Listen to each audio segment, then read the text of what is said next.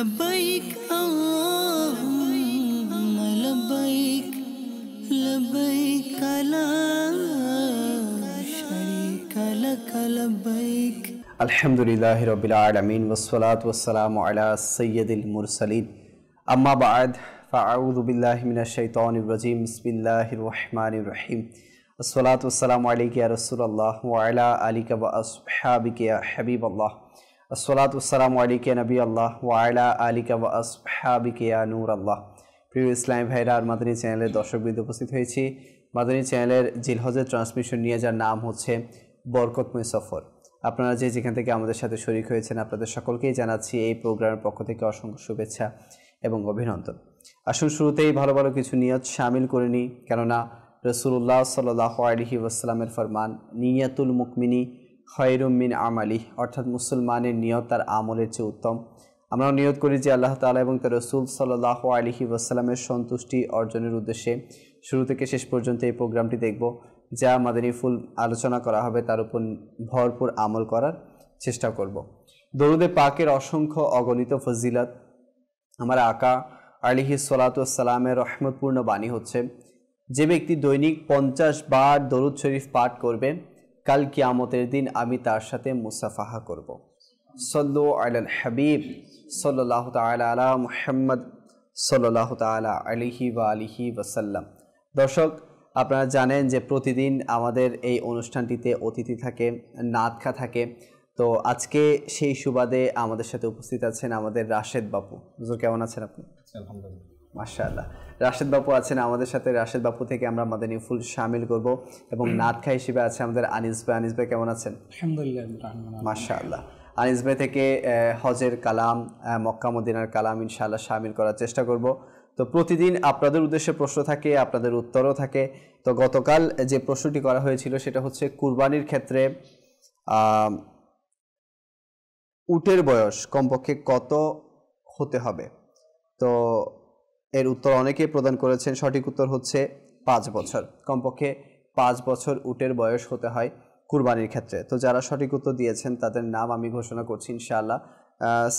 শাইকুল আত্তারি ভাই হবিগঞ্জ থেকে, মোবারক হোসেন ভাই আরব শরীফ থেকে, মোহাম্মদ হাসান ভাই চট্টগ্রাম থেকে, জহিরুল ইসলাম হবিগঞ্জ থেকে, হেলাল রেজা হবিগঞ্জ থেকে, মোহাম্মদ হাবিব ভাই, বিনতে কালাম রাঙ্গুনিয়া থেকে, বিনতে বিলাল হুসাইন বগুড়া থেকে, বিনতে সাইফুল ইসলাম নারায়ণগঞ্জ থেকে, বিনতে নাসির ফটিকছড়ি থেকে, বিনতে মাহবুব চট্টগ্রাম থেকে, বিনতে গোলাম মর্তুজা সৈয়দপুর থেকে, বিনতে আলমগীর কুমিল্লা থেকে এবং নাহিদ ভাই আমাদেরকে সঠিক উত্তর দিয়েছেন। আপনাদের সকলকে জানাচ্ছি অসংখ্য মোবারকবাদ।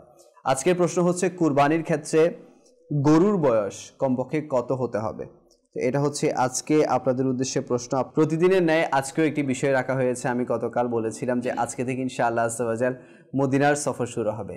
তো আজকে যে বিষয়টি আমরা নিয়েছি সেটি হচ্ছে আশিকদের শহর, আর কি সেটা হচ্ছে মদিনাতুল মুনাওয়ারা।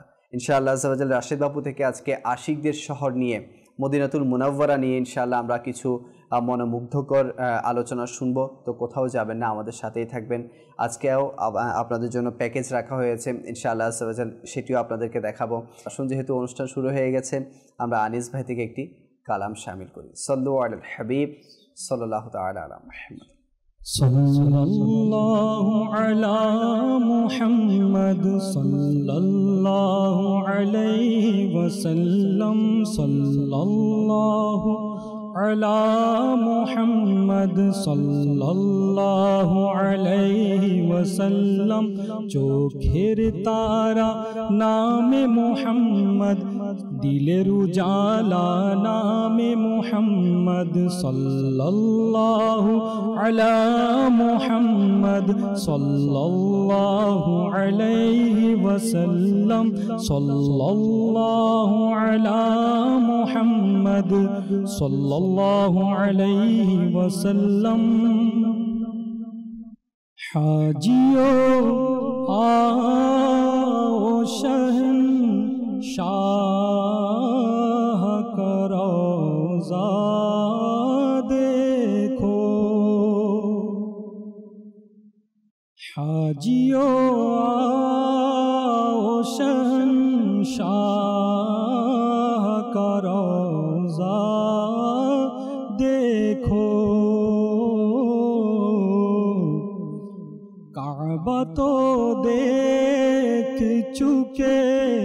काबे का काबा देखो, काबा तो देख चुके, काबे का भी काबा देखो। हाजियों शाह का रोज़ा देखो, काबा तो देख चुके, काबे का काबा देखो। रुकने शामी से मिटी वहशते शामे गुर्बत, रुकने शामी से मिटी वहशते शामे गुर्बत। अब मदीने को चलो सुबह दिलारा देखो, अब मदीने को चलो सुबह दिलारा देखो। काबा तो देख चुके, काबे का भी काबा देखो। आबे ज़मज़म तो पिया खूब बुझाए प्यासे, आबे ज़मज़म तो पिया खूब बुझाए प्यासे।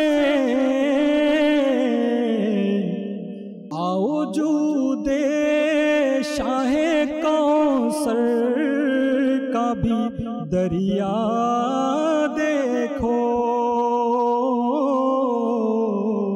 आओ जूदे शाहे कौसर का भी दरिया देखो।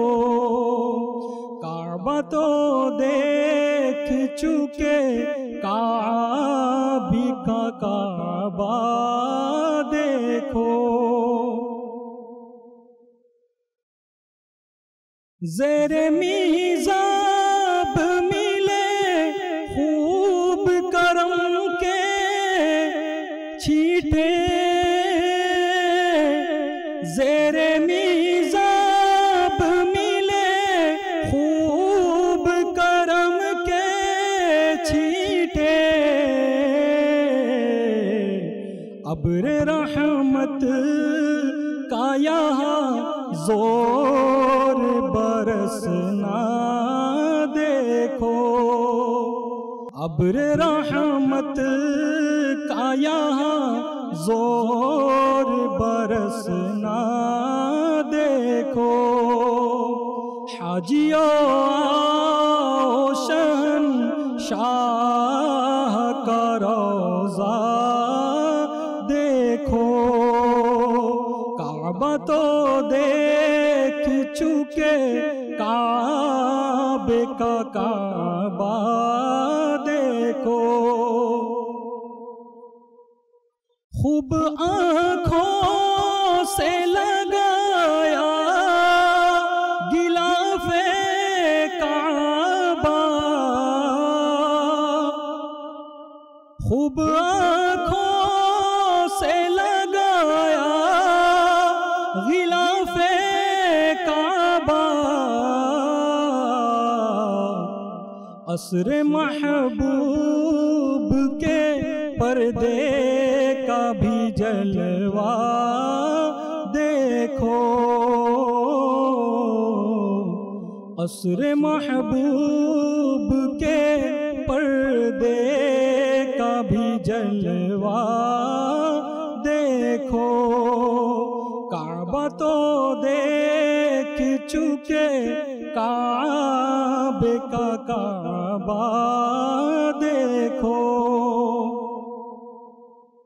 गौर से सुन तो रज़ा काबे से आती है सदा,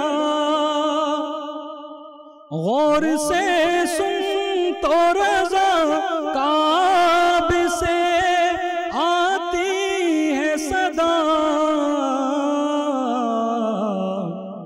मेरे आँखों से मेरे प्यार का रोज़ा देखो, मेरे आँखों से मेरे प्यार का रोज़ा देखो। हाजियों आओ शहंशाह का रोज़ा देखो। काबा तो देख चुके, काबे का भी काबा देखो। काबा तो देख चुके, काबे का काबा देखो। हाजियों आओ शहंशाह का रोज़ा देखो। काबा तो देख चुके, काबे का काबा देखो। सल्लल्लाहु আলা মুহাম্মদ সাল্লাল্লাহু আলাইহি ওয়াসাল্লাম। মাশাআল্লাহ, আসলেই যখন কাবাতুল্লাহর তাওয়াফ শেষ হয়ে যাবে, হজ শেষ হয়ে যাবে, তো প্রত্যেকটা আশিকের রসুল চায় যাতে কাবারও কাবা, যেটি মদিনাতুল মুনাওয়ারা, আমার নবীর রওজায়ে আনোয়ার, সেখানে হাজিরি দিতে। তো এবারও ইনশাআল্লাহ আজ্জা ওয়া জাল্লা অনেকেই যাবে। আল্লাহ পাক আমাদের সবাইকে মক্কা মদিনার হাজিরি নসিব করুক। আবারও বলছি দর্শক যে আজকে আপনাদের উদ্দেশ্যে যে প্রশ্নটি ছিল সেটা হচ্ছে কুরবানির ক্ষেত্রে গরুর বয়স কমপক্ষে কত হতে হবে, এটি হচ্ছে আপনাদের আজকের প্রশ্ন। তো আপনারা উত্তর দিতে থাকুন, ইনশাআল্লাহ আপনাদের উত্তরগুলো শামিল করব। রাশেদ বাপুর কাছে যাব, আজকের বিষয় নিয়ে আলোচনা শুনবো, আশিকদের শহর মদিনাতুল মুনাওয়ারা। জি, আলহামদুলিল্লাহি রাব্বিল আলামিন ওয়া সলাতু ওয়াসসালামু আলা সাইয়্যিদিল মুরসালিন, আম্মা বা'দ, ফাউযু বিল্লাহি মিনাশ শাইতানির রাজিম, বিসমিল্লাহির রহমানির রহিম। লিয়াকত ভাই, আসলে যখনই আশিকদের শহর কথাটি উচ্চারণ করা হয়, অটোমেটিকলি দর্শকও এ সম্পর্কে ওনাদেরও এই বিষয় সম্পর্কে জানা হয়ে যায়, সেটা হচ্ছে মদিনায়ে মুনাওয়ারা। নিঃসন্দেহে সেটা আশিকদের শহর, কেননা পৃথিবীর ইতিহাসে হয়তো এমন শহর নিয়ে বেশি কবিতা রচনা হয় নাই যেরকম, বা আশার রচনা হয় নাই যেভাবে মদিনায়ে মুনাওয়ারা নিয়ে কবিতা, আশার, শের, গজল রচনা হয়েছে।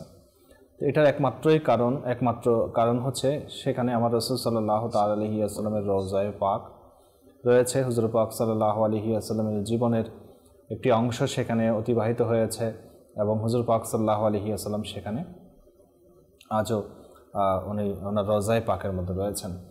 তো এটি অনেক বড় বিষয় যে মদিনা শরীফকে ভালোবাসা, হুজুর পাক সাল্লাল্লাহু আলাইহি ওয়াসাল্লামকে ভালোবাসা। অর্থাৎ কোনো ব্যক্তিকে যখন আমরা ভালোবাসবো তখন অটোমেটিকলি তার সম্পর্কিত যারা আছেন, তার আত্মীয় স্বজন, তার শহর, তার দেশ এর প্রতি একটা অটোমেটিকলি অন্তরের মধ্যে ভালোবাসার সৃষ্টি হয়ে যায়।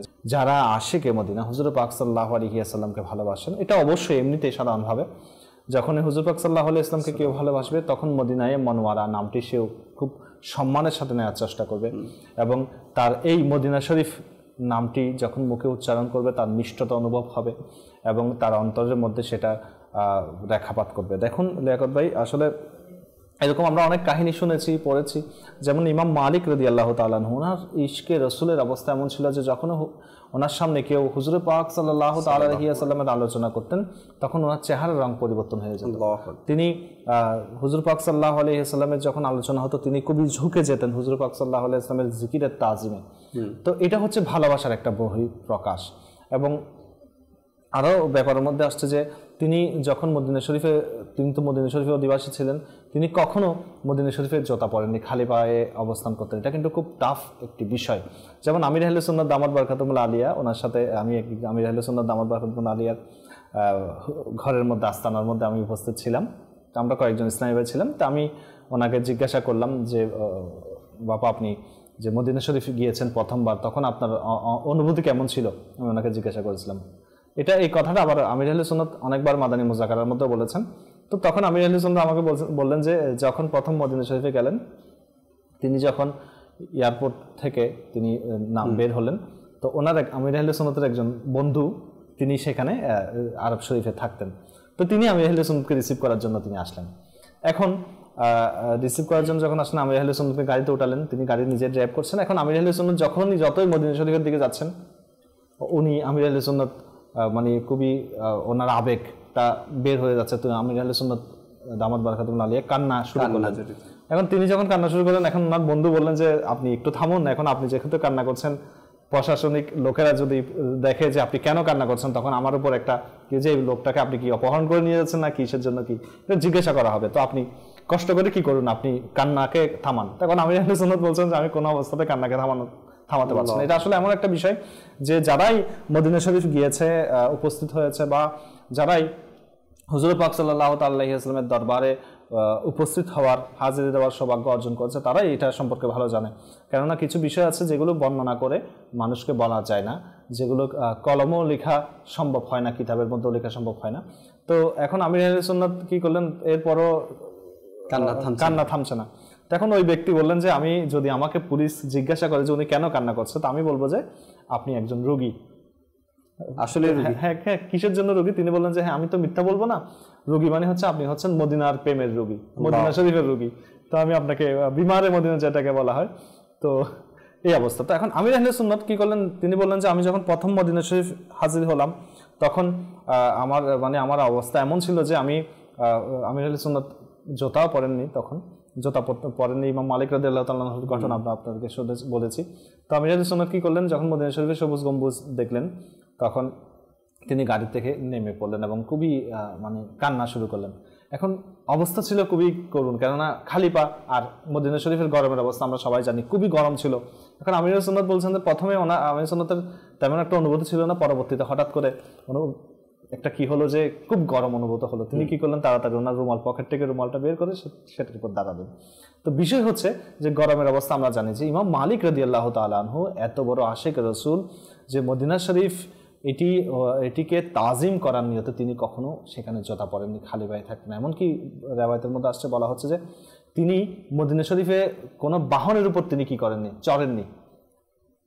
তিনি অনেক দামি দামি ঘোড়া, যেগুলোকে বলা হচ্ছে যে ওনাকে গিফট করা হয়েছে, তোফা দেওয়া হয়েছে, কিন্তু সেগুলোর উপর তিনি আরোহণ করেননি। তিনি সেগুলো কি করেছেন, সেগুলো অন্য কাউকে গিফট করে দিয়েছেন। কেননা মদিনা শরীফের মধ্যে তিনি ওনার বাহন, অর্থাৎ যেই মাটির মধ্যে আমার রাসূল সাল্লাল্লাহু আলাইহি ওয়াসাল্লাম আরাম করছেন, সেই মাটির উপর তিনি সম্মান দেখিয়েছেন। তো আরেকটি বিষয় হচ্ছে, তিনি কখনো বলা হচ্ছে যে তিনি এই মদিনা শরীফের মধ্যে থাকা অবস্থায়, যেহেতু উনি মদিনা শরীফেরই অধিবাসী ছিলেন, তিনি কখনো সেখানে ইস্তিনজা পর্যন্ত করেননি। প্রাকৃতিক ডাকে সারা যেটা দেয়া হয় সেটাও তিনি দেননি। তিনি কি করতেন, মদিনা শরীফের যে হুদুদ রয়েছে মসজিদে, অর্থাৎ যে হারাম শরীফ রয়েছে, হারাম শরীফের বাইরে গিয়ে তিনি তার প্রয়োজনটা সারতেন, কিন্তু এর মধ্যে তিনি কখনো এটা আপনার যেটা প্রাকৃতিক ডাকের যে বিষয়টা, তিনি ওনার প্রয়োজনটা কখনো করেননি। হ্যাঁ, যখন উনি অসুস্থ হয়েছেন সেটার বিষয়টা আলাদা, কিন্তু তাজিম তিনি চেষ্টা করেছেন খুব ভালোভাবে দেখানোর জন্য। মাশাআল্লাহ। আসলেই মাদানী চ্যানেল দর্শকবৃন্দ, আপনারা সবসময় দেখবেন যে মাদানী চ্যানেল বলেন বা আমির আহলে সুন্নাত বলেন, এখানে সদা সর্বদা যে কোনো বিষয় নিয়ে কথা বলি না কেন, আমরা ঘুরে ফিরে মদিনাতুল মুনাওয়ারার দিকেই চলে যাই। কেন? আশিকদের তামান্না থাকে, আশিকদের মন থাকে সদা সর্বদা মদিনার দিকে। আপনি জীবনে যত কিছুই করেন না কেন, একজন আশিকের রসুলের অনেকের অনেক ধরনের এইম থাকে, অনেক লক্ষ্য থাকে, কিন্তু একটা আশিকের রসুলের এইম হচ্ছে, লক্ষ্য হচ্ছে সে মদিনাতুল মুনাওয়ারায় চলে যাবে। তো এজন্য আমরা যে আশিকের কথাগুলো শুনছি, ইনারা এমনিতে আশিক হননি, ইনাদের প্রেমগুলো অতুলনীয় ছিল, বিধায় ওনারা এরকম কাজগুলো করতে পেরেছে। এখন আসলে দেখুন, কিছু জিনিস হয়তো আমাদের বুঝে আসবে না, কিন্তু যখন মানুষ প্রেমে ভালোবাসার মধ্যে পড়ে যাবে তখন তার সবকিছু জিনিস আর বাবা আমরা তো দেখি যে দুনিয়ার কোনো মানুষের মহব্বতে পড়লে আমরা অনেক কিছু করতে পারি, অনেক কিছু করতে চাই, আর এটা তো দোজাহানের বাদশার কি জি, এবং যেটা বৈধ। এবং হুজুর পাক সাল্লাল্লাহু আলাইহি ইসলামকে ভালোবাসার জন্য আল্লাহ তাআলা বলেছেন, আল্লাহু আকবার, হুজুর পাক সাল্লাল্লাহু আলাইহি ইসলামও বলেছেন হাদিসে পাকের মধ্যে যে আমার সুন্নতকে ভালোবাসলো সে মূলত আমাকে ভালোবাসলো, আর যে আমাকে ভালোবাসলো সে আমার সাথে জান্নাতে থাকবে। তো এই ব্যাপারে আমরা অনেকবার অনেক হাদিসে পাক আমরা শুনে থাকি। যেমন যেটা আপনাকে বলেছিলাম যে আমরা যদি কাউকে ভালোবাসি তো ওনার ভালোবাসার কারণে ওনার সাথে সম্পর্কিত প্রত্যেকটি বস্তুকে ভালোবাসি, তাজিম করার চেষ্টা করি। যেমন জামাত আলী শাহ রহমতুল্লাহ আলাইহি অনেক বড় একজন বুজুর্গ ছিলেন। ওনার একটি ঘটনা অনেকে হয়তো শুনলে একটু অবাক হবেন, কিন্তু বিষয়টা হচ্ছে কিন্তু এটা আসলে ভালোবাসা মানুষকে অন্ধ করে দেয়, মুহাব্বত এটা মানুষকে অন্ধ করে দেয়, এবং এই জিনিসটাই কিন্তু মানুষের কামিয়াবির সফলতার চাবিকাঠি। যেমন হুজুর পাক সাল্লাল্লাহু আলাইহি ওয়াসাল্লামকে ভালোবেসে সাহাবায়ে কেরাম কি এরকম করেছেন, যেমন জিন্দেগিকে ওনারা ফানা করে দিয়েছেন। এমনকি রিওয়ায়াতের মধ্যে আসছে যে একজন সাহাবী উনি একটা স্বর্ণের আংটি পরেছিলেন। হুজুর পাক সাল্লাল্লাহু আলাইহি ওয়াসাল্লাম যখন দেখেছেন ওনার স্বর্ণের আংটিটি নিয়ে, হুজুর পাক সাল্লাল্লাহু আলাইহি ওয়াসাল্লাম বলেছেন যে এটা কি, ফেলে দিয়েছেন হয়তো, আমার যতটুকু মনে পড়েছে, বা নিয়ে ফেলেছেন। তো বলা হচ্ছে যে এটা তো পুরুষের জন্য এটা নিষেধ, তো তিনি ফেলে দিয়েছেন। এখন অন্যান্য সাহাবীরা যখন হুজুর পাক সাল্লাল্লাহু আলাইহি ওয়াসাল্লাম সেখান থেকে চলে গেছেন, অন্যান্য সাহাবীরা বলছেন যে আপনি এই স্বর্ণটা পরলেন না, ঠিক আছে, আল্লাহ রাসূলুল্লাহ সাল্লাল্লাহু আলাইহি ওয়াসাল্লাম মানা করেছেন, কিন্তু এটা নিয়ে তো আপনি বিক্রি করতে পারেন। কিন্তু তিনি বললেন যে না, যখন আমার রাসূল এটাকে অপছন্দ করেছেন সেটাকে আমি কুড়িয়ে এনে আবার কি করব, এটা ভালোবাসার একটা কি, এটা সহজ বিষয় না। তারপরে দেখা যাচ্ছে যে একজন সাহাবী তিনি অনেক বড় একটা দালান করেছেন, হুজুর পাক সাল্লাল্লাহু আলাইহি ওয়াসাল্লাম সেদিকে যাওয়ার সময় কিছু বলেননি, শুধু সেটা দেখে মুখকে কালো করেছেন। ওই সাহাবী সেটাও দেখে নাই, কারো মাধ্যমে শুনেছে যে আমার রাসূল সাল্লাল্লাহু আলাইহি ওয়াসাল্লামের চেহারা পরিবর্তন হয়েছে। তিনি কি করলেন, পুরো যে একটা বিল্ডিং, একটা ইমারত, একটা প্রাসাদ, তিনি কি করলেন, সেটাকে আবার ভেঙে দিলেন। এটা হচ্ছে এটা চারটিখানি বিষয় নয় লিয়াকত ভাই, এটা অনেক বড় বিষয় যে হুজুর পাক সাল্লাল্লাহু আলাইহি ওয়াসাল্লামকে ভালোবেসে তারা নিজের জীবনকে, নিজের সম্পদকে বিসর্জন দিয়েছেন। তো যেটা বলছিলাম যে পীর জামাত আলী রহমতুল্লাহ তাআলা আলাইহি অনেক বড় একজন বুজুর্গ। ওনার একটি অনেক আসলে বিশেষ করে যারা মদিনা শরীফে হাজিরি দিবে, মদিনা শরীফে যাবে, তাদের জন্য অনেক একটা বড় বিষয়, শিক্ষণীয় বিষয়। সেটা হচ্ছে উনি একবার ইয়ার মধ্যে আসছে যে অনেকটা এরকম যে উনি একবার ওনার মুরিদদেরকে নিয়ে তিনি মদিনা শরীফে সফরে গেলেন। তো কোনো একটা মুরিদ একটা মদিনা শরীফের একটা কুকুরকে ঢিল মেরে খুবই আঘাতপ্রাপ্ত করেছিলেন। তো এখন ওনাকে কেউ বললেন যে, বা ওনার কোনো মুরিদ বললেন যে অমুক ব্যক্তি, আপনার একজন মুরিদ মদিনা শরীফের একটি কুকুরকে কষ্ট দিয়েছে, ঢিল মেরে আঘাত করেছে পায়ে। এখন তিনি কি করলেন, তিনি এই কথাটা শোনার পর, সাধারণত আমরা যদি শুনি বললেন যে আমরা এটাকে অন্যভাবে নেব, কিন্তু তিনি কি করলেন ওই তার মুরিদদেরকে তিনি হুকুম দিলেন যে যে কোনো প্রকারে সেই কুকুরটিকে যেন ধরে আনা হয়, উপস্থিত করা হয়। সেই কুকুরটাকে তারা খুঁজে বের করে ওনার সামনে আনলেন, এবং তিনি কি করলেন দেখুন, এটা কিন্তু মানে অস্বাভাবিক। আমরা বলবো আমাদের জীবনের মধ্যে যে আমাদের আকলের মধ্যে, আমাদের জ্ঞানের মধ্যে সেই জিনিসটা আসবে না।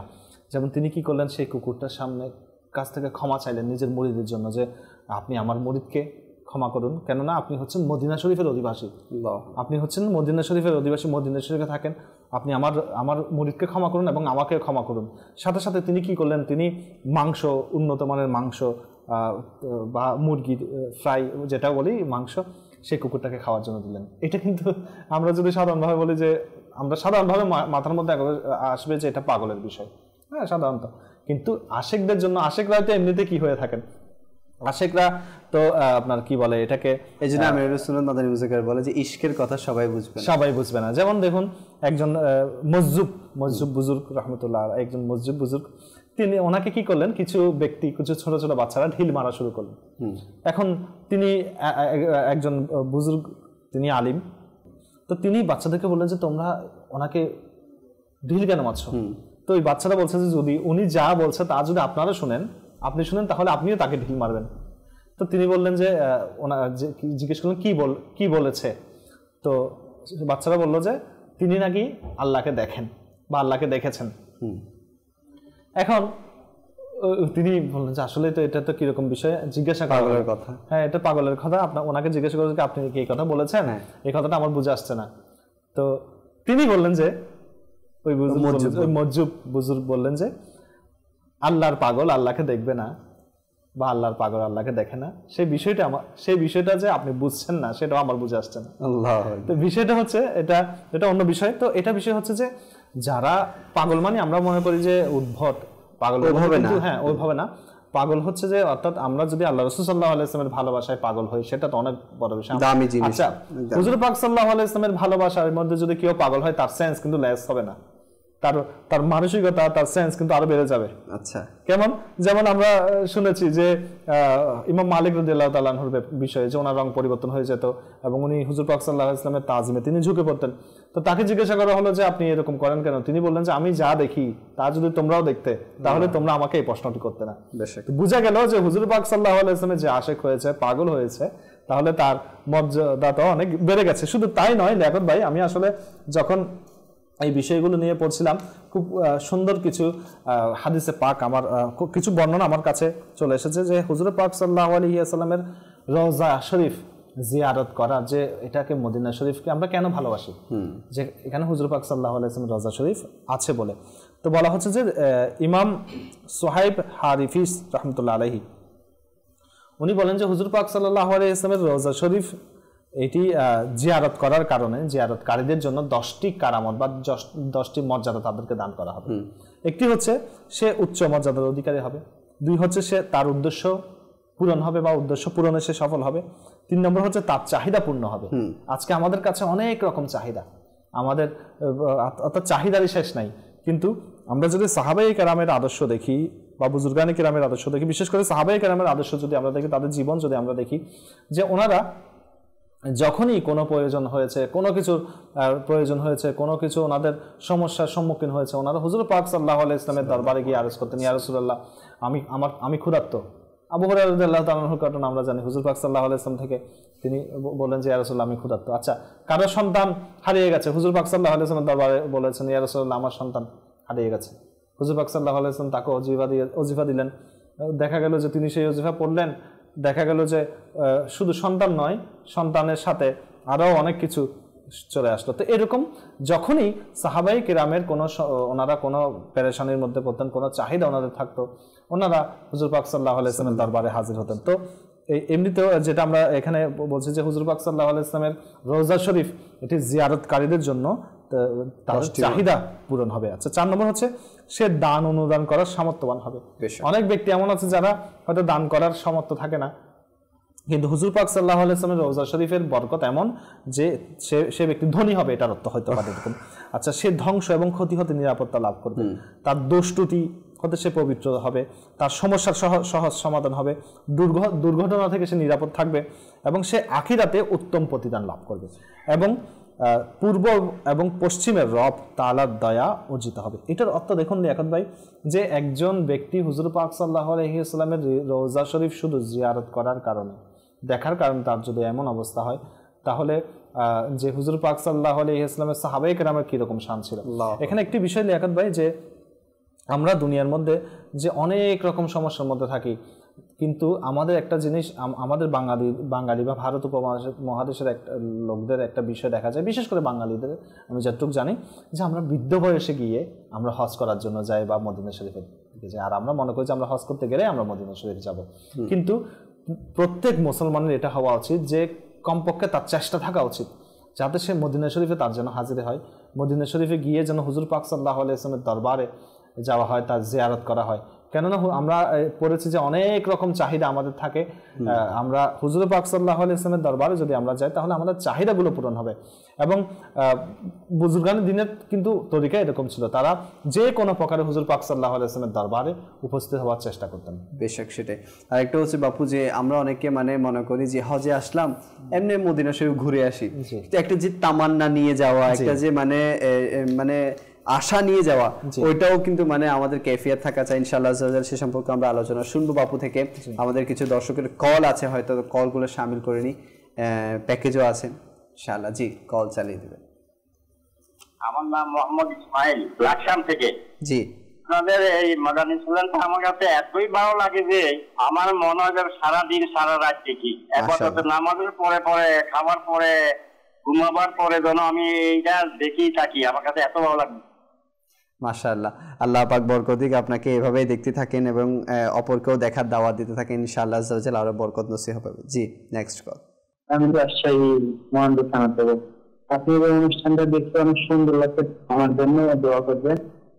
ইনশাআল্লাহ দোয়া করব। জি নেক্সট কল। আমার নাম মোহাম্মদ মামুন মিয়া, আমি গাইবান্ধা থেকে বলছি। আমি প্রতিদিন মাদানী চ্যানেল দেখি, খুব ভালো লাগে, দেখে আমরা অনেক কিছু শিখতে পারি। জি নেক্সট কল। বগুড়া নাটাইপাড়া থেকে। আমি মাদানী চ্যানেল দেখি, আমার কাছে অনেক ভালো লাগে। আমি মাদানী চ্যানেল থেকে অনেক কিছু শিখতে পেরেছি। আপনারা আমার জন্য দোয়া করবেন। ইনশাআল্লাহ দোয়া করার চেষ্টা করব, আমাদের জন্য দোয়া করবেন। সোশ্যাল মিডিয়াতে অনেকে আছে, সালাউদ্দিন ভাই আছেন, মোবারক হোসেন ভাই আছেন আরব শরীফ থেকে, ইমরান ভাই আছেন, এরপর ইমাম হোসেন ভাই আছেন, মাশাআল্লাহ লিখেছেন, মিজানুর রহমান ভাই আছেন, এরপর শাহ আলম ভাই আছেন, আরও অনেকেই আছেন। আল্লাহ পাক আপনাদের সবাইকে বরকত দান করুক। অনেকে হোয়াটসঅ্যাপে মেসেজ দিয়েছেন, নামগুলো পড়ছি। বিনতে কালাম আছেন নাগুনিয়া থেকে, সৈয়দপুর থেকে আছেন, এরপর টাঙ্গাইল থেকে আছেন বিনতে আসাদুজ্জামান, এরপর আছেন মোহাম্মদ মুক্তার হোসেন ফটিকচুরি থেকে, জহিরুল ইসলাম জহির ভাই হবিগঞ্জ থেকে আছেন। অনেকে আজকে প্রশ্নের উত্তর দিচ্ছেন। আবারও জানিয়ে রাখি যে আজকে আপনাদের উদ্দেশ্যে প্রশ্ন করা হয়েছিল যে কুরবানির ক্ষেত্রে আমাদের গরুর বয়স কমপক্ষে কত হতে হবে। আমরা যে গরু কুরবানি করি, তো গরুর বয়স কমপক্ষে কত হতে হবে কুরবানির ক্ষেত্রে, এটা আপনাদের প্রশ্নের আপনাদের উদ্দেশ্যে প্রশ্ন। আজকে আপনাদেরকে এটার উত্তর দিতে হবে, তো আপনারা উত্তর দিতে থাকুন, ইনশাআল্লাহ আজওয়াজাল আমরা উত্তর শামিল করব।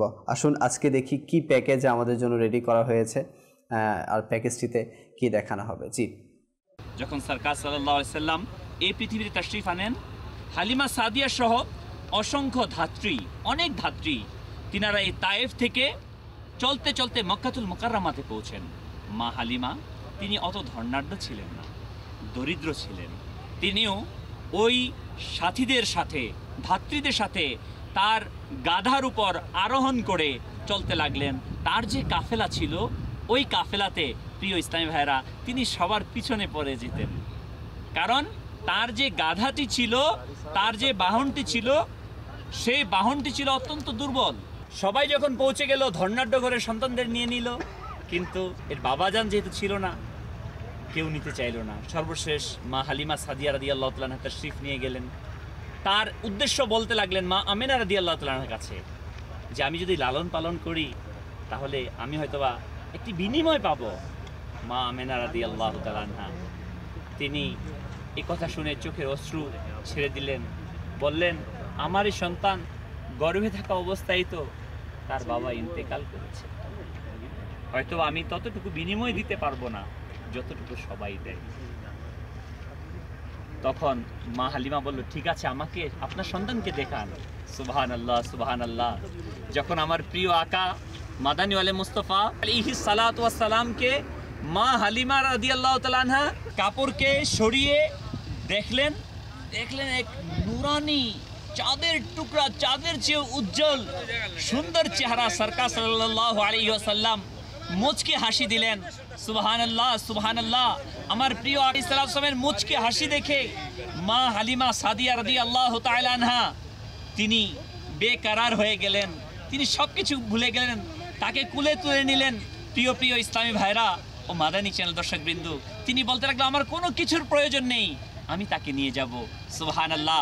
সরকার সাল্লাল্লাহু আলাইহি সাল্লামকে সাথে নিয়ে কুলে তুলে নিয়ে তিনি তার আরোহীর উপর আরোহণ করলেন, যেই গাধা সকলের পিছনে পড়ে গিয়েছিল, কিন্তু সুবহানাল্লাহ বিহামদি, সুবহানাল্লাহিল আযীম, সরকার সাল্লাল্লাহু আলাইহি সাল্লাম যখন আরোহণ করলো, সেই গাধা সকলের আগে চলে যাচ্ছে।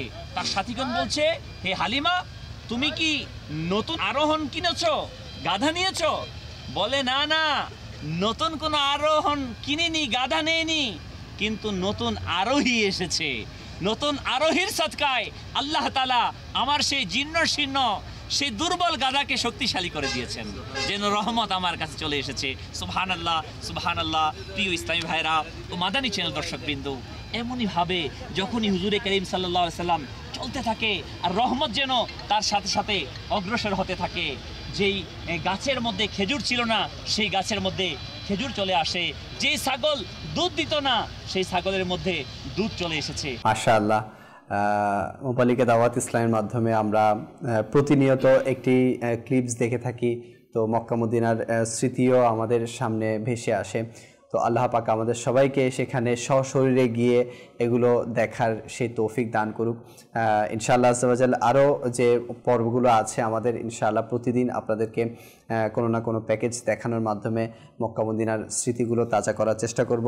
আসুন আবারও আমরা আনিস ভাইয়ের কাছেও ইনশাআল্লাহ কালাম শামিল করবো, এরপর আবারও রাশেদ বাবুর কাছে আসবো। জি।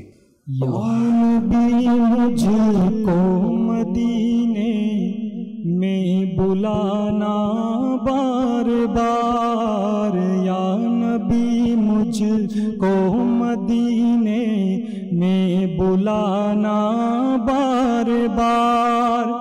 बार बार आओ बने, बार बार आओ बने, आखिर मदीने में मज़ार। या नबी या नबी या नबी या नबी या नबी या नबी या नबी या नबी या नबी या नबी।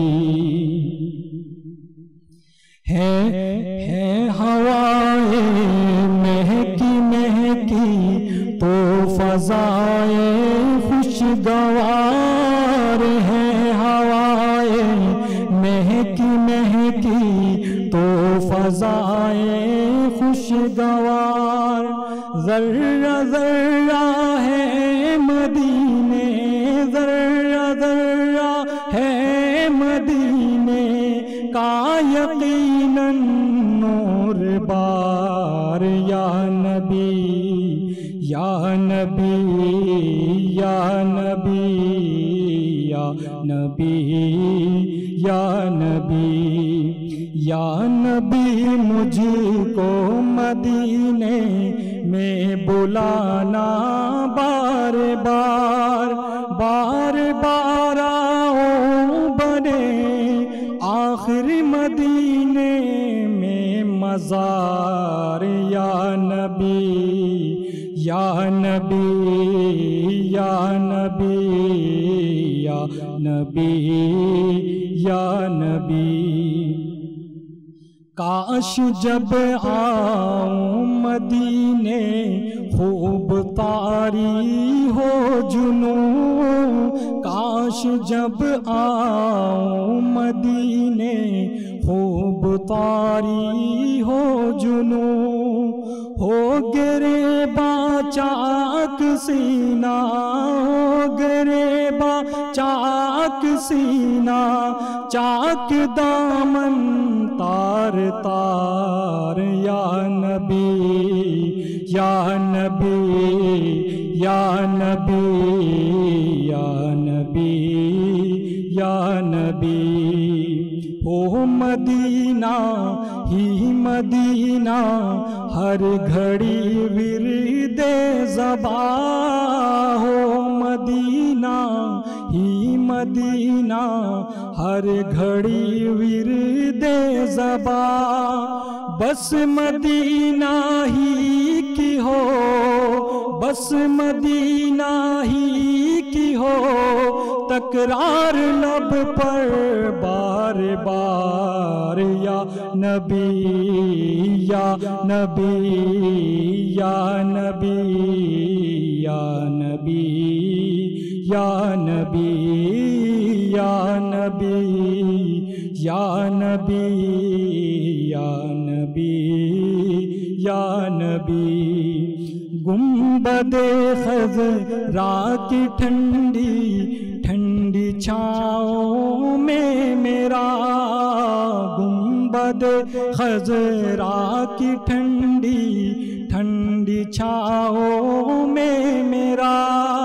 खातिमा बिल खैर हो, खातिमा बिल खैर हो, काश मेरे किरदगार।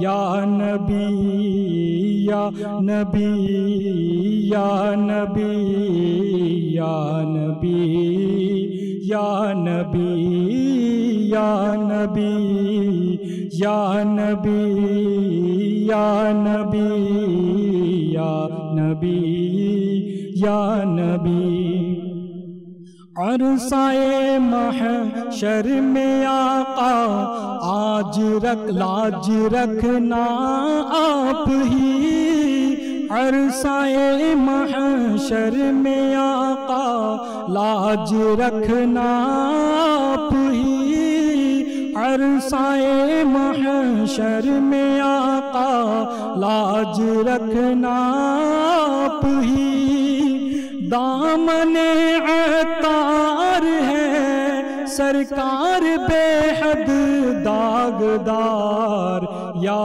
नबी या नबी या नबी या नबी या नबी मुझको मदीने में बुलाना बार बार या नबी मुझको मदीने में बुलाना बार बार बार बार आओ बने बार बार आओ बने आखिर मदीने में मज़ार या नबी या नबी या नबी या नबी या नबी या नबी या नबी या नबी या नबी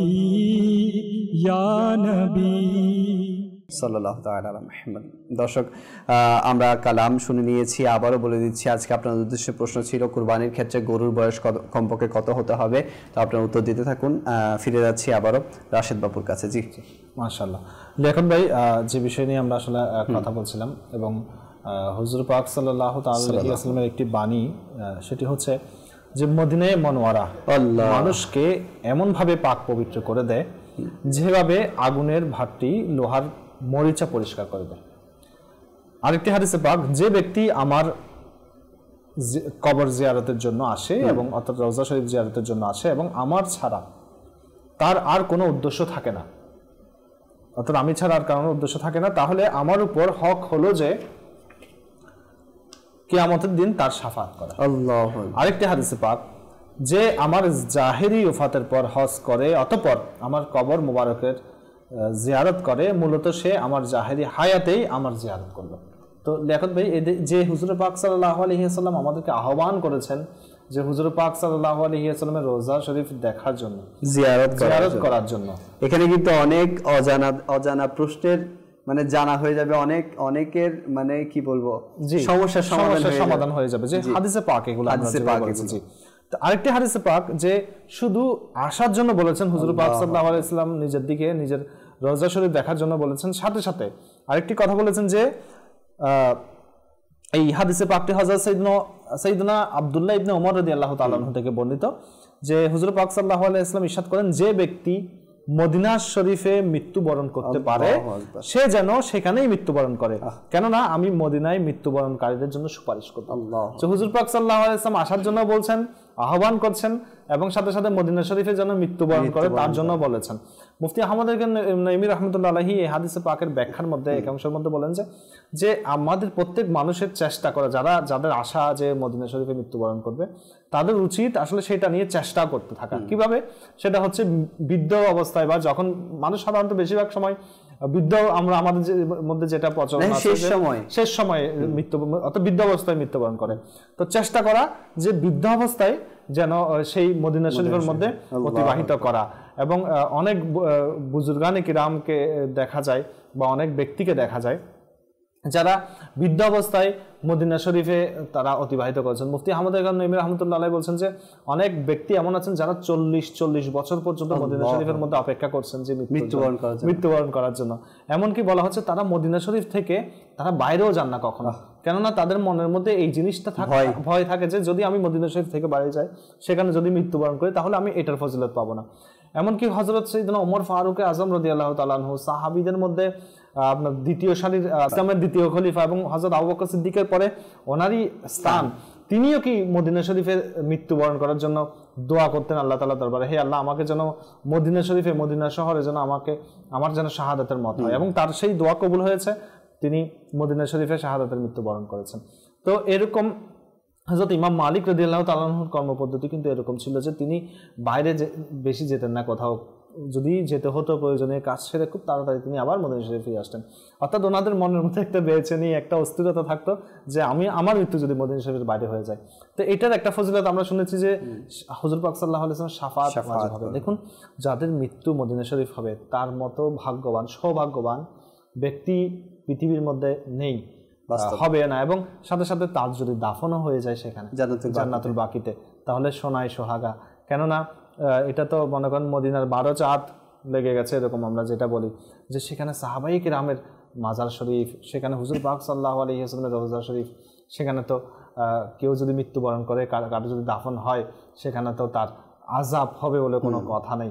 আমরা তো ভালো ধারণা করি যে হয়তো আমরা হুজুর পাক সাল্লাল্লাহু আলাইহি ওয়াসাল্লামের উসিলায় এই পৃথিবীর মধ্যে যে কোনো জায়গায় আমরা আপনার মদিনা শরীফ থেকে বাইরে, মক্কা শরীফ থেকে বাইরে, আমাদের দেশেও আমরা মানুষের জন্য দোয়া করে থাকি। তো যেখানে হুজুর পাক সাল্লাল্লাহু আলাইহি ওয়াসাল্লাম স্বয়ং যেখানে আরাম করছেন, সেখানে যদি কেউ মৃত্যুবরণ করে, সেখানে যদি কারো দাফন কাফন হয়, তারা আমরা কেমন সৌভাগ্যবান যে এমন একজন পীর সাহেবের মুরিদের অনুসারী আমরা। জি আলহামদুলিল্লাহ, এটা তো অবশ্যই এই জিনিসটা তো আমরা তো এগুলো তো আপনার খুব বড় ব্যক্তিদের ছাড়া, যারা খুবই বেশি জ্ঞান রাখেন, তারা ছাড়া তো এই জিনিসটা সবারই আসে না। আমির আহলে সুন্নাত দামাত বারকাতুহুল আলিয়া, এটা আমাদের জন্য একটা রহমত যে আমরা ওনার মুরিদ হয়েছি, ওনার তালিব হয়েছি, ওনার সাদকায় আমাদের এই জিনিসটা আমাদের অন্তরের মধ্যে, আমাদের ব্রেনের মধ্যে জাগ্রত হয়েছে যে আমাদের মৃত্যুটা যেন কি হয় মদিনা শরীফে হয়। এবং হুজুর বাবু দেখেছেন আমরা আশিকদের শহর কেন বলি, যে মানে আমরা মদিনা শরীফের সাথে এমন কোন ওয়ার্ড ইউজ করতে আমাদের দ্বিধাবোধ হয় যেগুলো মানে আমাদের মানানসই না, অথচ করলে কিন্তু গুনাহ হবে না। যেমন আমির আহলে সুন্নাত দামাত বারকাতুহুল আলিয়া, তিনি ওনার জীবনের মধ্যে ওনার লেখা আছে যে উনি যখন মদিনা শরীফে গেছেন, তো যেহেতু মদিনা মানে শহর, আরবিদের মধ্যে মদিনা মানে শহর, তো এটাকে যদি আপনি শহর হিসাবে নেন এটা অন্য বিষয়, আর আপনি যদি মদিনা এটা আল্লাহ রাসূল সাল্লাল্লাহু আলাইহি ওয়াসাল্লামের সাথে সম্পৃক্ত হিসাব চিন্তা করেন, তাহলে এটা অনেক বিষয়। তো এখন যেহেতু আমরা ম্যানহোলের ঢাকনার মধ্যে, এটা ম্যানহোল বলতে আমাদের লাগছে, ওখানে তো সাধারণত লেখা থাকে, তো ওখানে মদিনা লেখা, আমির আহলে সুন্নাত সেটাকে চুমু খাচ্ছেন, যেটা আমরা আগে পুরানা ফায়জানের সুন্নাতে পড়েছি। তো কেউ একজন ওনাকে দেখে বললেন যে আপনি এটা তো মদিনা মানে শহর, আপনি এখানে কেন চুমু খেলেন? তিনি বললেন যে আমির আহলে সুন্নাত তো ওনার দিকে করেন না, কিন্তু বিষয়টা হচ্ছে যে ভালোবাসা, ইশক, মোহাব্বত, যে এমনিতে আপনি যদি একটা কাগজের টুকরো পড়ে থাকে কোথাও, সেখানে লেখা থাকে যদি মদিনা, আপনি কি করবেন? আপনি স্বাভাবিকভাবে সেটা উপরে উঠাবেন, সেটাকে চুমু খাবেন। একজন আশিক রাসূল, একজন মুসলমান হিসেবে এটা সবাই করবে যে মদিনা শরীফের সবুজ গম্বুজের ছবি যদি কোথাও তসরিফ নিয়ে থাকে, এটা তো এমনিতেই সাধারণত, ওইটা তো আরো বেশি বিষয় যে এটাকে আপনি পকেটে রাখবেন, এটা আপনি চুমু খাবেন। তো যেখানে মদিনা শরীফের এটা হচ্ছে ভালোবাসার বিষয়, এগুলো নিয়ে তো আসলে বোঝানো সম্ভব না। এটা হচ্ছে যে যাদের ভালোবাসার মন মানসিকতাটা হয়ে যায়, বা আল্লাহ তাআলার দয়া যাদের উপর হয়, তাদের কিন্তু অটোমেটিক সেই জিনিসটা বুঝের মধ্যে চলে আসে। মাশাআল্লাহ। তো আমরা অনেক সময় দেখি বাপু যে যেহেতু আশিকদের শহর, আশিকদের মিলন মেলাও সেখানে হয়, কিন্তু অনেকে মানে শুধুমাত্র মানে আরব শরীফ গিয়েছি, হজ করার সৌভাগ্য হয়েছে, এর সুবাদেও সেখানে যায়, কিন্তু সেখানে যে আদব, আশিকের শহরদের যে আদব, সেই আদবটুকু তাদের দেখুন লেখক ভাই, আসলে সেটা যাওয়ার আগে আসলে প্রত্যেক মানুষের উচিত যে কোনো একজন আদবওয়ালা মানুষের কাছ থেকে, বুজুর্গ ব্যক্তির কাছ থেকে শিক্ষা নিয়ে যাওয়া। এবং বিশেষ করে এখন যেহেতু সেটা যদি কেউ না পায়, তাহলে আমির আহলে সুন্নাত দামাত বারকাতুহুল আলিয়া দুইটা বইয়ের বিষয়ে খুব ভালো বলেছেন। একটা হচ্ছে রফিকুল হারামাইন, অর্থাৎ হারামাইন শরীফাইনের বন্ধু, রফিক বন্ধু। তো সেইটা যদি পড়ে কেউ যায়, তাহলে আমি আশা করি হয়তো ইনশাল্লাহ ওই ব্যক্তি তার দ্বারা কোনো বেয়াদবি হবে না। দ্বিতীয় আরেকটি বইয়ের বিষয়ে বলেছেন যে আশিক রাসূলের 130টি ঘটনা, এই বইটাও অনেক উপকারী। এটা যদি কেউ পড়ে তাহলে কিছু এমন ফিলিংস আপনার জন্মাবে যে এটা অন্যরকম। যেমন এই বইয়ের মধ্যে আছে যে একবার বলক শহরের একটি বাদশাহকে দেখলেন যে তিনি ছেঁড়া ফাটা ময়লা কাপড় পরে মানুষকে পানি খাওয়াচ্ছেন মদিনা শরীফে। তিনি একজন বাদশাহ ছিলেন। এখন একজন ব্যক্তি ওনাকে বললেন যে আপনি তো অমুক শহরের বাদশাহ, তো আপনারা এই পরিণতি কেন? আপনি এই অবস্থা, মানুষকে পানি খাওয়াচ্ছেন, এরকম কেন? বাদশাহ তো এরকম থাকে না। তো তিনি বললেন যে আমি হচ্ছে একটি শহরের বাদশা, বলক শহরের বাদশা বা অমুক শহরের বাদশা, কিন্তু এখানে তো বাদশারাও ফকির, আল্লাহ, এই দরবারে বাদশারাও ফকির, তো আমি বাদশা এখানে কিভাবে বাদশাগিরি করবো, আমাকে তো ফকিরের ভেসে থাকতে হবে, আমি তো এই দরবারের ফকির। उस गली का गदा हूँ मैं जिसमें, उस गली का गदा हूँ मैं जिसमें मांगते ताजदार फिरते हैं, मांगते ताजदार फिरते हैं। আল্লাহ। তো ওই ব্যক্তির প্রশ্নকারীর ওই জিনিসটা কিন্তু তার খুব মানে মনের মধ্যে একটা দাগ কাটলো যে আসলেই তো। এরপরে তিনি কি করলেন, আরেকজন মিশরের বা অন্য একজন বাদশাকে দেখলেন যে তিনি শান শৌকতে কাপড় পরে একদম খুব আলিশান ভাবে হুজুর পাক সাল্লাল্লাহু আলাইহি ওয়াসাল্লাম দরবারে আসছেন। তিনি সামনে দাঁড়ালেন, বললেন যে আপনার কি ভয় হচ্ছে না, আপনি কার দরবারে এসেছেন, কোন দরবারে এসেছেন, আপনি অমুক শহরের বাদশা, এখানে তো বাদশাগিরি নাই। দেখুন আসলে ওই জিনিসটাও কিন্তু অন্যরকম, এটাও আসলে দাগ কাটার মতো। তিনি বললেন যে আমি ঠিক আছি ওই শহরের বাদশা, কিন্তু সেই বাদশাই আমাকে কে দিয়েছে, নিশ্চয়ই আমার রাসূল সাল্লাল্লাহু তাআলা আলাইহি ওয়াসাল্লামের কাছ থেকে পুরো সবকিছু, দুনিয়ার সবকিছু বন্টন হয়। এটা তো হাদিসে পাক, আমার রাসূল সাল্লাল্লাহু আলাইহি ওয়াসাল্লাম বলেন হাদিসে পাকের সারমর্ম, আল্লাহ তাআলা হচ্ছে দানকারী, আমি বন্টনকারী। আল্লাহ তাআলা তো আমাকে বাদশা দান করেছেন, বাদশাহ কিন্তু বন্টন করেছেন আমার রাসূল। তো আমার রাসূল যেহেতু আমাকে বাদশা বানিয়েছেন, তো আমার রাসূলকে আমি দেখানোর জন্য এসেছি যে তিনি আমাকে বাদশা বানিয়েছেন, আমি ওনার কাছে এসেছি। দুইজনের জায়গায় এটা হচ্ছে যে ভালোবাসার একটা বিষয়, যে বেশক এটা হচ্ছে অন্তরের একটা বিষয়, এটা হচ্ছে এগুলা নিয়ে আসলে আপনি যদি কম্পেয়ার করেন এটা এরকম এটা এরকম, এটা কখনো সম্ভব না। হ্যাঁ, যেটাই করবেন সেটা আদবের সাথে, ভালো নিয়তের সাথে আপনাকে করতে হবে। যেমন অনেক বুজুর্গানি কেরাম এমন ছিলেন যে যারা হুজুর পাক সাল্লাল্লাহু আলাইহি ওয়াসাল্লামের দরবারে যখন যেতেন, ওনারা সালাম আরজ করতেন, এমনকি ওনারা সালামের উত্তর পর্যন্ত শুনতেন। এমনকি অনেকে এমন আমরা শুনেছি যে একজন বুজুর্গ এমন ছিলেন যে উনি সেখানে হুজুর পাক সাল্লাল্লাহু আলাইহি ওয়াসাল্লামের দরবারে গেলেন, তিনি হুজুর পাক সাল্লাল্লাহু আলাইহি ওয়াসাল্লামের বিষয়ে কিছু কসিদা লিখেছেন, সেগুলো যখন পড়লেন হুজুর পাক সাল্লাল্লাহু আলাইহি ওয়াসাল্লাম হাত মোবারক বের করে দিয়েছেন, তার সাথে মুসাফা করেছেন। তো এগুলো হচ্ছে ভালোবাসার অন্তরের, যখন নিয়তটা যখন এদের পবিত্র হয় এবং ভালোবাসার ক্লাসটা যখন একদম মানে শেষ পর্যায়ে চলে যায়, তখনই তো সম্ভব, তাই না? যেমন একজন বেদুইন বা একজন ব্যক্তি, এরকম অনেক ঘটনা এমন আছে যে হুজুর পাক সাল্লাল্লাহু আলাইহি ওয়াসাল্লামের দরবারে এসে উনি কান্না করেছেন এবং আয়াত পড়েছেন। দেখা গেছে যে হুজুর পাক সাল্লাল্লাহু আলাইহি ওয়াসাল্লাম কাউকে স্বপ্ন দেখিয়েছেন যে ব্যক্তিকে বলো তার সুপারিশ গ্রহণ করা হয়েছে, তার গুনাহ ক্ষমা করা হয়েছে, আমি তার জন্য সুপারিশ করেছি। তো এটা হচ্ছে আসলে ভালোবাসার একটা বিষয় এবং আদবের বিষয়। যে এখানে আরেকটি বিষয় লিয়াকত ভাই, আমি যেটা বলতে চাচ্ছিলাম, অনেক ব্যক্তি এমন আছেন যারা মদিনা শরীফে যাওয়ার সময় বা মক্কা শরীফে যাওয়ার সময় ওনারা হজ করেছেন। আসলে এমনভাবে আমরা উদাসীনতার মধ্যে পড়ে গেছি। আমার এক ভাই আমাকে বলেছেন, তিনি যখন হজে গিয়েছেন, বললেন যে আমরা যখন হারাম শরীফ থেকে মক্কা থেকে মদিনা যাচ্ছি গাড়িতে, তো অনেক লং টাইম এখানে সফর, বলছেন যে ওনারা অনেকে মোবাইলের মধ্যে গান শুনছে, আস্তাগফিরুল্লাহ, অর্থাৎ না জানার কারণে, ওরা জানি না বিষয়টা কীরকম। এখন এগুলা কিন্তু খুব সেন্সিটিভ বিষয়, যে আমি কোথায় এসে, আমি তো গুনার সাগরের মধ্যে এমনিতে নিমজ্জিত, কিন্তু কোথায় এসে গুনাহ করছি, এটা তো একটা বড় বিষয় না? তো এই জন্য আমাদের সবসময় সেগুলো থেকে বেঁচে থাকা উচিত। হ্যাঁ, মদিনা শরীফে যখন যাব তখন আমাদের উচিত যেন আমরা বেশি পরিমাণে নাতে পাক শুনি, দরিদ্র ভাগ পড়তে থাকি, বেশি পরিমাণ দরুদ শরীফ পড়ি। আপনার সময় কাটছে না, আপনি দরুদ শরীফ পড়েন। আর সেখানে সময় কাটবে না কেন? সেখানে তো এমনিতেই যারা একটা মাছকে যদি আপনি ডাঙ্গার মধ্যে উঠান, এটা নিঃশ্বাস ফেলতে পারবে না, যখন পানিতে ছাড়বেন তখন তার নিঃশ্বাস এমনিতে আসবে। বাপু, যখন আমরা একদম ব্যক্তির একটা শেয়ারের মধ্যে যারা মদিনা শরীফে যাচ্ছে, মদিনা আনে ওয়ালা হ্যাঁ, এখানে যারা যাচ্ছে তাদেরকে আমির হাসান মানে আহ্বান করছেন যে দরুদ পাক কি গজরে সালাম ও নাত के तोहफे पढ़ो जायरो मिलकर मदीना आने वाला है। মাশাআল্লাহ।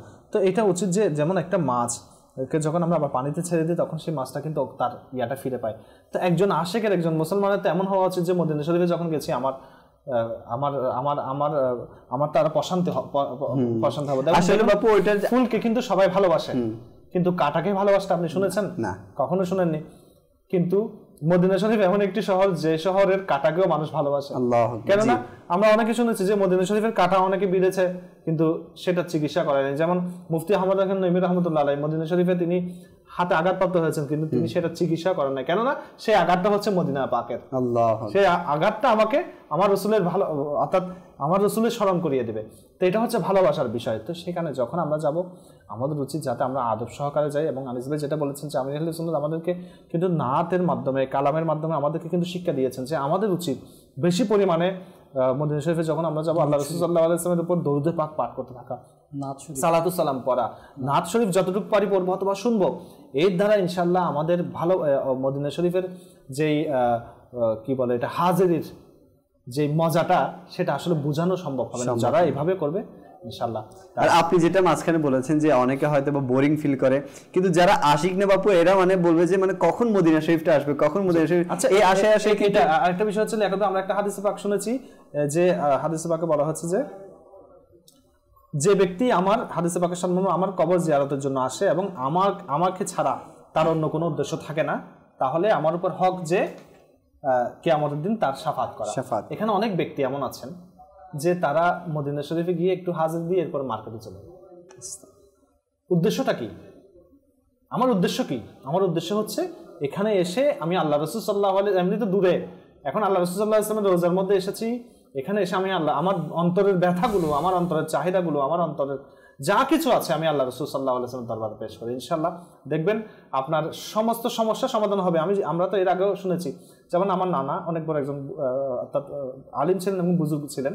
তো আমরা শুনেছি, আমি আমার নানাকে দেখিনি, তো আমি শুনেছি আমার নানা যখন হজের মধ্যে গিয়েছেন তখন তো অনেক পুরনো, তখন তিনি ওই সময় তো পানির জাহাজে মানুষ যেত, তখন জাহাজ উড়োজাহাজ আবিষ্কার হয় নাই বা তেমন প্রচলন ছিল না, মানুষ পানির জাহাজে যেত।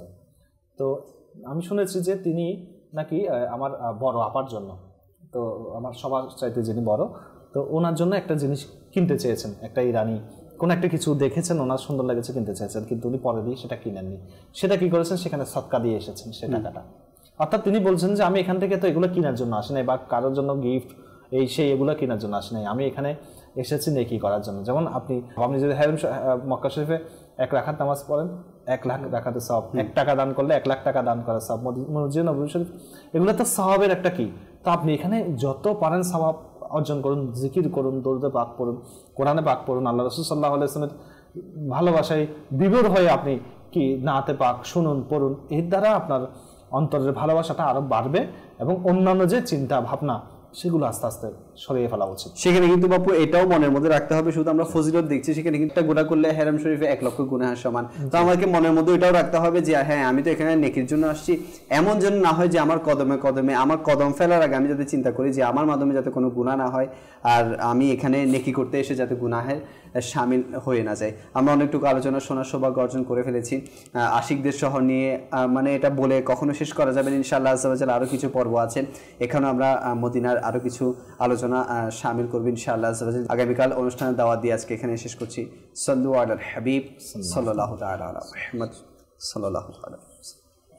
লব্বাইক আল্লাহুম্মা লব্বাইক লব্বাইক লা শারীকা লাক লব্বাইক।